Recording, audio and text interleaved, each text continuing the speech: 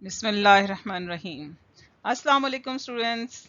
I, Sumaira Wasim, welcome you all over here for the new topic Respiration in Plants of Class 7, Week 7 from EPSEX Fort Road, Rawalpindi. Dear students, today we will learn about the respiration in plants. Before this, we have learnt about the photosynthesis, how photosynthesis takes place, and what is the mechanism of the photosynthesis. It is all clear to you. Today we will see that how respiration in plants takes place. The objective of today's lesson are respiration in plants. There are two types of respiration: aerobic respiration in plants and aerobic respiration in plants, and the subtopic of it is fermentation, and the last one is gaseous exchange in the plants. Let's see the definition of respiration. Dear students, respiration is a biological process. Respiration is defined as biochemical process wherein the living cells of an organism produce energy by taking in oxygen and liberating carbon dioxide from the oxidation of complex organic substances. What are those complex organic substances? They are glucose molecules which are formed during the photosynthesis. In the previous lesson, we have learnt the whole process of the photosynthesis. Phenomena of respiration. All living things use a process called respiration to get energy to stay alive. Means it is a process in which the living things, they get energy to stay alive and to carry out their life processes, life activities. Cellular respiration in plants is a process used by the plants to convert nutrients obtained from the soil into energy, which fuels the plant's cellular activities. During respiration, plants consume nutrients to keep plant cells alive. What are those nutrients? The food which they have prepared by themselves during the photosynthesis. The method by which cell get chemical energy by the consumption of the oxygen and liberating of carbon dioxide is called respiration. I hope that you have learned the definition of respiration till now, because we have repeated it almost 3 times. In order to carry on respiration, plant cells require oxygen and the means of disposing of carbon dioxide, just as the animal cells do. Means the process of respiration is almost same, but the animals, they do have specific organ for the respiration, which the plants, they don't have. In plants, every part such as root, stem execute respiration, as plants do not possess any particular organs like animals for the exchange of gases. The method of respiration is written as oxygen, glucose, aero. The end products are water, carbon dioxide with energy. We can conclude the same from the equation above as well, that respiration uses oxygen and to produce carbon dioxide. Now, dear students, we are going to learn the types of respiration. There are two types of respiration: aerobic respiration and anaerobic respiration. Number one, aerobic respiration. From the name, it is clear that aero means in the presence of oxygen. The respiration which takes place in the presence of oxygen is called aerobic respiration. And what is anaerobic respiration? An means without, or in the absence of oxygen, the respiration takes place is called anaerobic respiration.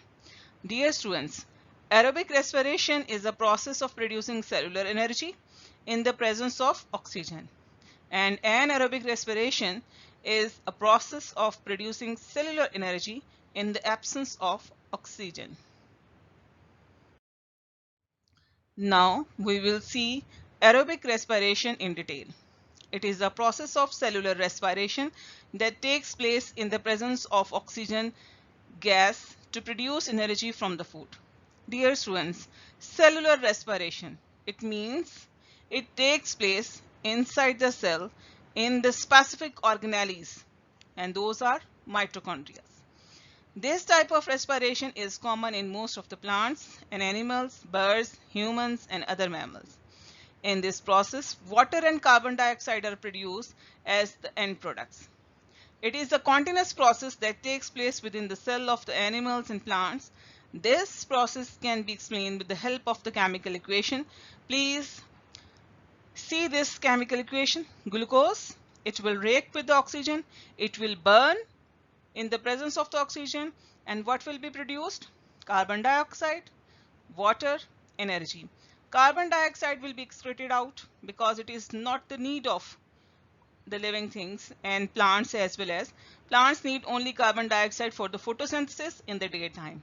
Water will be utilized by the plant's body for their different activities, for their different chemical reactions, and the extra water will be transpired out or evaporated out, and the energy is released in the form of the adenosine triphosphate, which will be used by the plant's body for their different activities and life processes. Dear students, now anaerobic respiration. Listen it carefully, because now the difference between aerobic respiration and anaerobic respiration will be very clear to you. Anaerobic respiration is also a type of cellular respiration where respiration takes place in the absence of oxygen. Fermentation is an anaerobic pathway, a common pathway in the majority of the prokaryotes and unicellular eukaryotes. Prokaryotes, the early organisms, the primitive organisms. Unicellular eukaryotes means the eukaryotes which are made up of single cell. During this process, partial oxidation of glucose leads to the formation of acids, gases, or alcohol. Clear? Glucose will oxidize without oxygen, and what it will form? It will form different type of the acids, gases, or alcohol. It is a type of cellular respiration that takes place in the absence of oxygen to produce energy. The chemical equation for the anaerobic respiration is, now see the difference between both chemical equations, means anaerobic respiration and aerobic respiration. So in this equation, you are observing that glucose is broken down into alcohol first, and as well as carbon dioxide, and energy is also produced. Dear students, see this flow chart. You will study about it in the higher classes, but I just want to share that how the respiration, aerobic and anaerobic, goes on in the living things. Glucose, it will goes to the glycolysis, then it will form pyruvate. On the both side, you can see that in mitochondria, aerobic respiration takes place, where it will goes towards the Krebs cycle, electron transport chain. Means these are the two ways by which the living things get energy from the glucose. On the left side, in the cytoplasm, anaerobic respiration takes place without oxygen. Then fermentation will be carried out, and two products will be formed, two different products: lactic acid in animals, alcohol and carbon dioxide in plants. Yeast fermentation. This is another important subtopic. Okay, please let's see the fermentation in the yeast. Dear students, yeast is a microscopic fungus. Means we cannot see it with the naked eye. We can see it with the help of the microscope. Fungi cannot prepare their own food because they don't have chlorophyll. Dear students, fungi lives in association with the algae, because algae is able to make its food and fungi is not able to make its food, how they live together?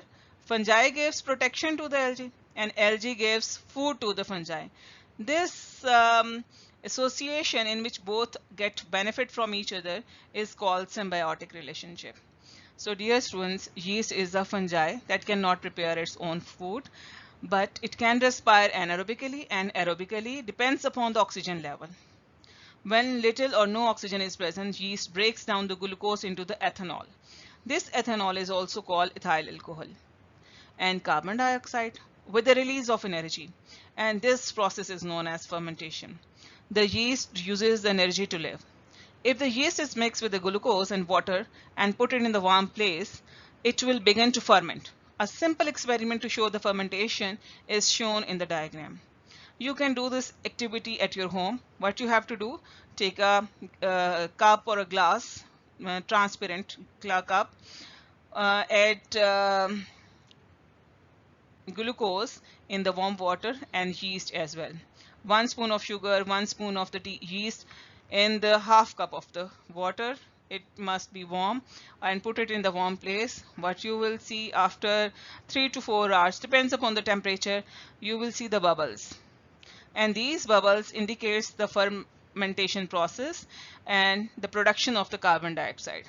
The indication of the bubbles shows the presence of the carbon dioxide, means the fermentation has taken place over there. As the yeast breaks down the glucose to release energy, carbon dioxide gas is produced. This gas turns the calcium solution milky. Now we will see the gaseous exchange in the plants. Plants obtain the gases they need through their leaves. They require oxygen for the respiration and carbon dioxide for photosynthesis. The gases diffuse into the intercellular spaces. Intercellular spaces, the spaces among the cells, are called the intercellular spaces of the leaf through the pores, which are normally on the underside of the leaf. They are called stomata. In the previous lesson, we have seen the structure of the stomata. From these spaces, they will diffuse into the cell they required them. Stomatal opening and closing depends on the changes in the turgor of the guard cell. When water flows into the guard cells by the osmosis. Osmosis, what is osmosis? I told you in the previous lesson that the movement of the water molecules from the higher concentration towards the lower concentration through the permeable membrane is called semi-permeable membrane is called osmosis. The permeable membrane is that membrane which allows all the type of the molecules to pass through, and semi-permeable means the molecules, the membrane through which selective molecules can pass. Their turgor increases and they expand. Due to the relatively inelastic inner wall, the guard cells bend and draw away from each other, so the pores open. If the guard cells lose water, the opposite happens and the pore closes. I think you understood the concept of opening and closing of the guard cells. The guard cells lower their water potential to draw in water from the surrounding epidermal cells. The uppermost layer of the plant cells, they are called the epidermal cells, by actively accumulating potassium ions. This requires energy in the form of the adenosine triphosphate, means ATP, which is supplied by the chloroplast in the guard cells. Dear students, respiration takes place throughout the day and night, providing the plant with a supply of energy. And photosynthesis can only occur during the sunlight hours, so it stops at night. A product of respiration is carbon dioxide. Now see this chemical equation, that the photosynthesis is totally opposite of respiration and respiration is totally opposite of photosynthesis. The reactant of the photosynthesis are the product of the respiration and the product of the respiration are the reactant of the photosynthesis. Now we will compare anaerobic and aerobic respiration. Dear students, aerobic respiration occurs in the presence of oxygen. Anaerobic respiration occurs in the absence of oxygen. Aerobic respiration found in higher plants and animals, while anaerobic found in the microorganisms. Aerobic respiration occurs inside the cell, and anaerobic respiration, it occurs anywhere. Aerobic respiration occurs in the cytoplasm, mitochondria, while anaerobic respiration occurs only in the cytoplasm. Yes, students, it's all over now. Conclusion. I hope you have understood all the concepts explained in this video. Each and every single topic of the assignment of week 7 is explained in detail, but still if you have any confusion or if anything is not clear, you can ask freely. Thank you. Allah Hafiz.